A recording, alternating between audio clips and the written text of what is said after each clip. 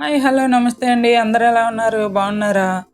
ఈరోజు నేను very healthy రెసిపీతో మీ ముందుకు వచ్చేసానండి. రెసిపీ పేరు వచ్చేసి మునగాకు కారం. వెరీ వెరీ హెల్తీ రెసిపీ అండి. తప్పకుండా వీడియో స్కిప్ చేయకుండా పూర్తిగా చూడండి.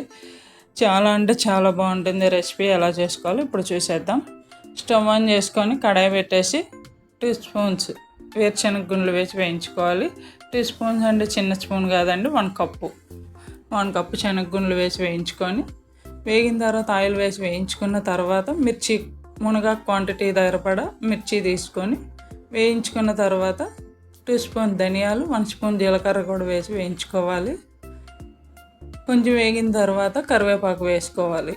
కరివేపాకు కూడా వేగిన తర్వాత అన్నీ వేయించుకున్న తర్వాత ఓ పక్కకి తీసుకొని పెట్టేసుకోవాలి. మంటని సిమ్లో మాత్రమే పెట్టి వేయించుకోవాలండి, లేదంటే మాడిపోతాయి. వెరీ వెరీ హెల్తీ రెసిపీ అండి. చాలా అంటే చాలా బాగుంటుంది రెసిపీ. అయితే తప్పకుండా ట్రై చేయండి.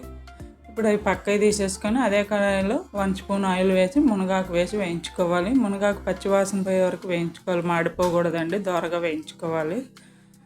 చిన్నపిల్లల దగ్గర నుంచి పెద్దవాళ్ళ వరకు అందరు కాళ్ళు నొప్పులు ఒళ్ళు నొప్పులు అంటుంటారు కదా. ప్రతి ఒక్కరు కూడా ఇది రెసిపీ చేసి పెట్టుకొని రోజు ఒక్క ముద్ద అన్నంలో తినండి. చాలా అంటే చాలా హెల్తీగా ఉంటారు.